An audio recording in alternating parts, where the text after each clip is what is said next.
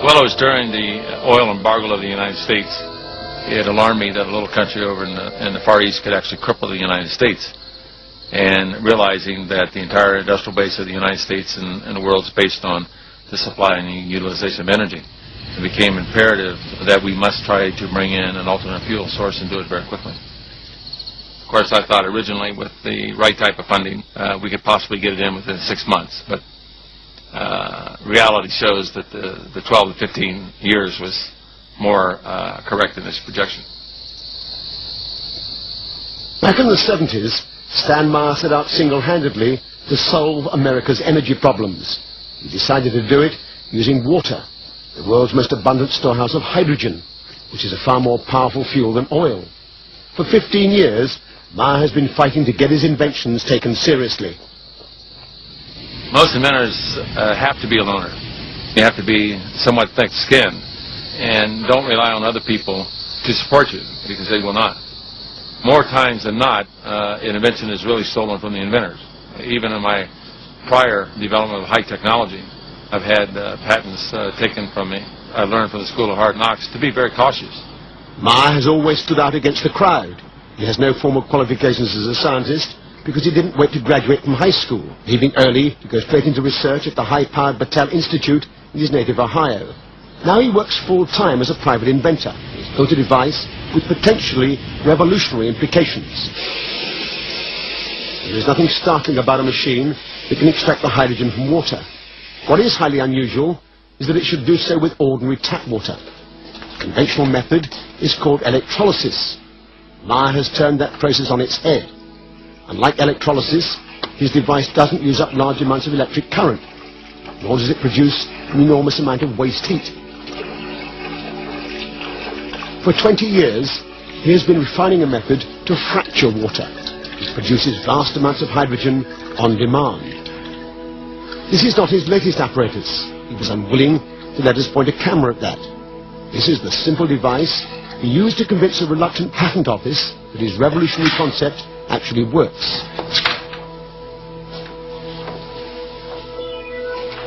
Alloy rods, acting as electrodes, are housed in a perspex container that's filled with water. Normal mains voltage is fed in through a transformer, but critically, there is virtually no current consumed, less than half an amp. The result is dramatic. Hydrogen pours off with the flick of a switch. Meyer claims the key is his electronics, which pulses electricity rapidly across the rods at up to 20,000 cycles per second.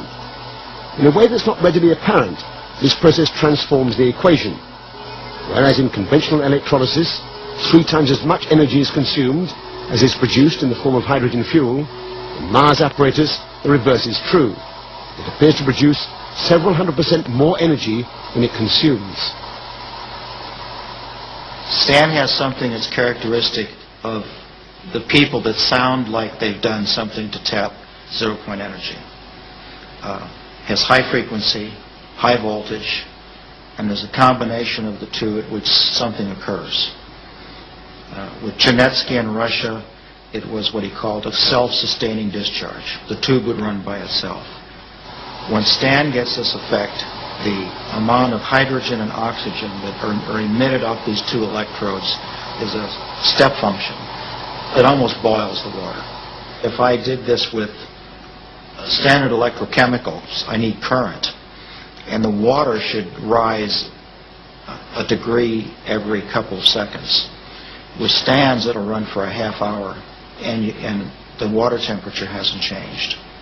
Something's different. Meyer demonstrates this repeatedly without any difficulty, and yet on the face of it, it represents an extraordinary revolution. His measurements over the years suggest 1,700% greater efficiency than conventional electrolysis. And, if he's to be believed, he's getting much better results from his latest, still secret invention. Well, I first got involved with Stan Meyer when I went over there with a couple of colleagues to look at his water-splitting device. And so we arrived at Stanley Meyer. He had a demonstration cell. He filled it with tap water. In fact, I did that myself. And he switched it on, and almost instantly the 3 jaws dropped because of the rate at which the gas poured off. It was quite spectacular. Whatever energy source Stan Meyer had tapped, it was not explicable by the electric power that was going into it. So something was powering it outside of conventional wisdom. There is no question that the gas coming off in such abundance is hydrogen. Meyer ignites it to produce a high-temperature flame able to cut through metal. Stanley Meyer has faced a lot of difficulties. He's 3 times tried to launch the device, produced press conferences, had the technical press round, but he's been almost universally slated. In the early days, very much so, they just ridiculed the whole idea. He's getting a little more notice now because some scientists are getting interested. But by and large, science is very intolerant, particularly modern science.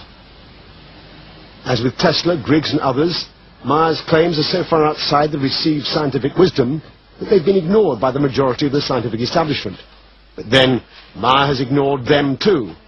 He has poured his energies over the last 10 years into establishing recognition for his claims by getting international patents.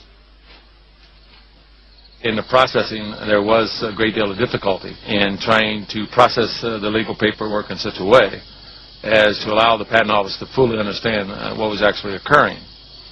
In one instant, we brought the Waterfuel cell to Washington, D.C., and of course I had tweaked it in such a way to produce an enormous amount of hydrogen and oxygen gas, and the patent examiner said, no, it will not work based on the electrolysis process. And when we turned it on and produced an enormous amount of hydrogen and gas, the examiner finally realized that we were doing exactly that, and went out in the hallway and started screaming and hollering to everybody on the floor, put out all your cigarettes, hydrogen's in the building. So we started laughing and said, well, we certainly convinced everybody in the patent office that we can do what we said we can do. Even so, the US Patent Office dragged their feet for 3 years before granting patents on the hydrogen-producing device. Since then, against massive resistance, he's managed to get patents established throughout Europe and Japan.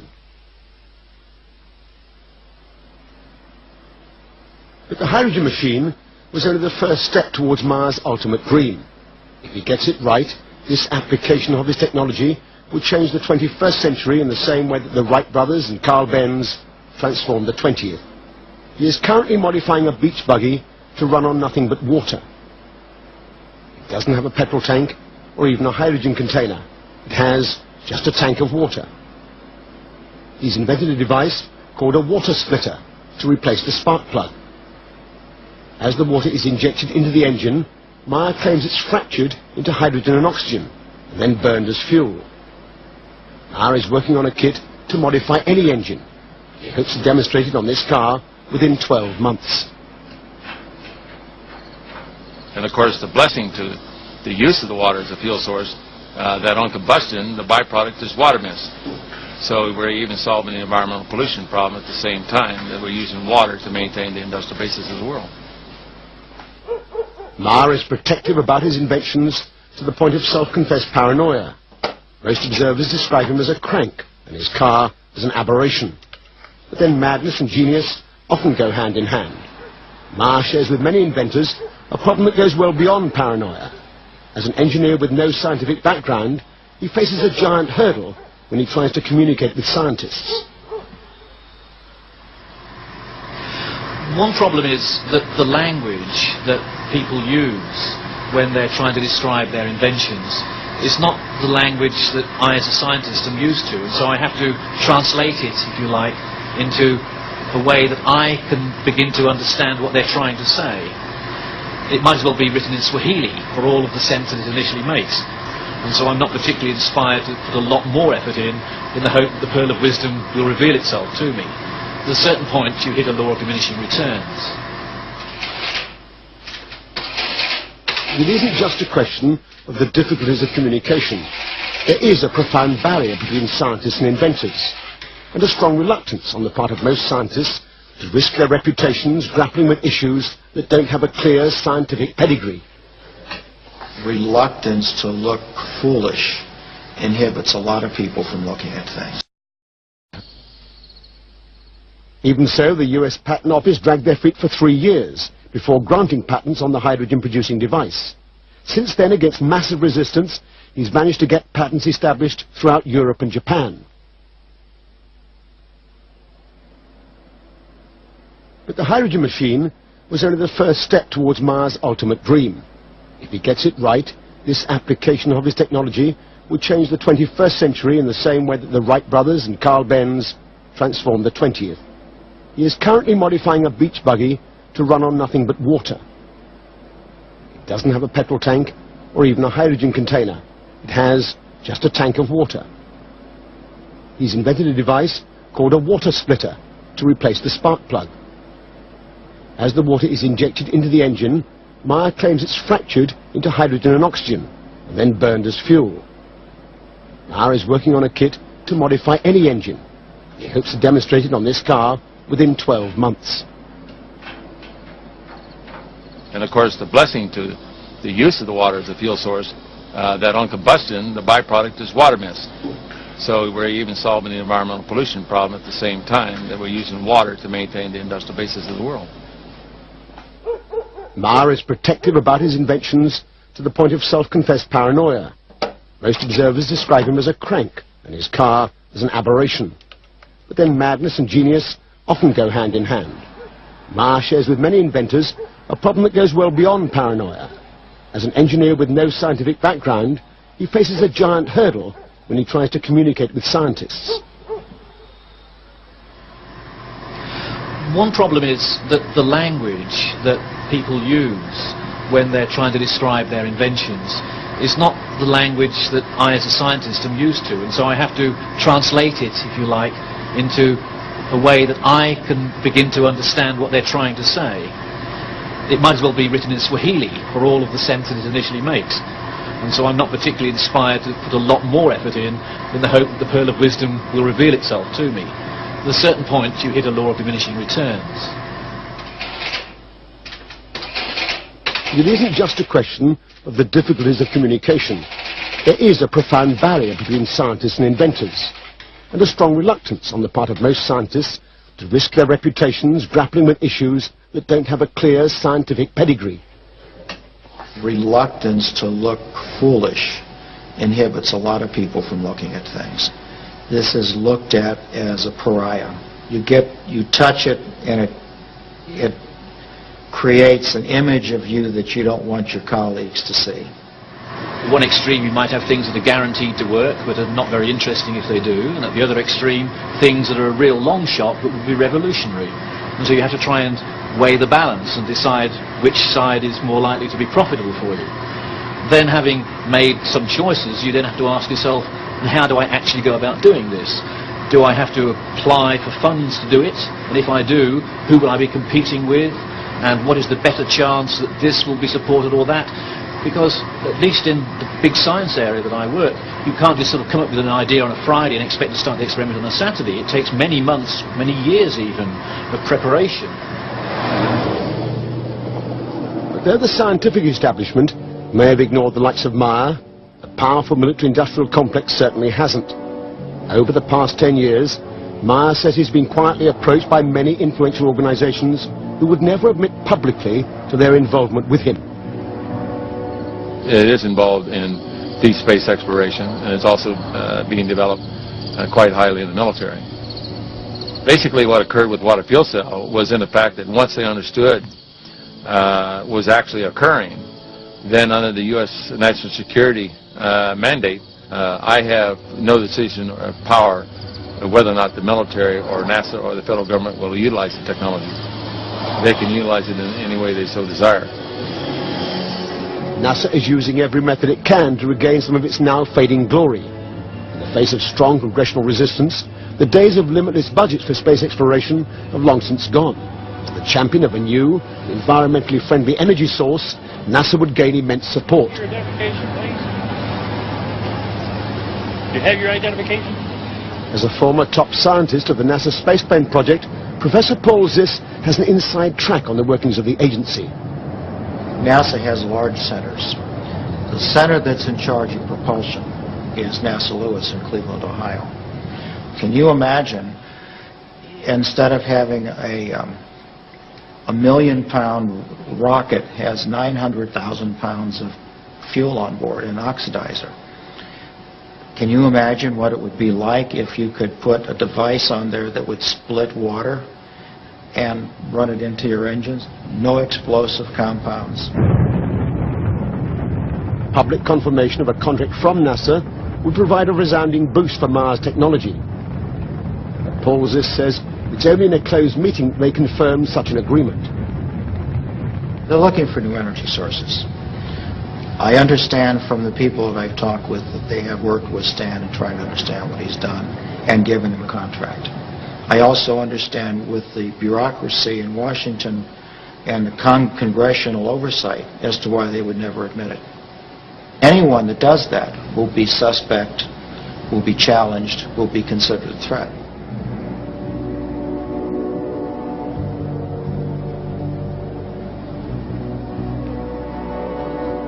But if only a fraction of what Meyer claims for his technology can be achieved, it would represent a vindication for NASA's involvement. It would also be a powerful threat to many entrenched vested interests. If Stan Meyer's device works like he advertises, you would make energy available universally almost free. That is a major, major, major impact.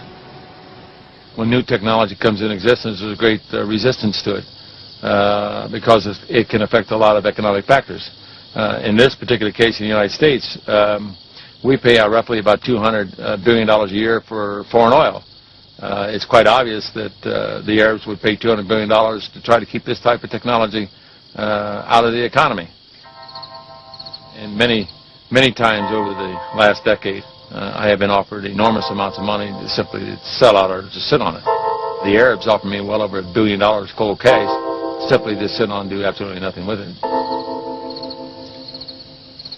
My life has been threatened many times. Of course, I happen to believe in the power of angels. And if I don't believe in the power of angels, I don't believe I'll be around here too long. If the thing like Stan Meyer has works, every piston engine, every gas turbine in the world today, if it had his converter, could run on it. With a little invention, we could get standalone devices to run all over the world. I think it would be what I would be concerned about is the people that sell energy would be essentially bankrupted. It's what happened to the Conestoga wagons when trains came, or to the Pony Express when the telegraph came in. They're going to wipe out an entrenched power base, and they may not go easily.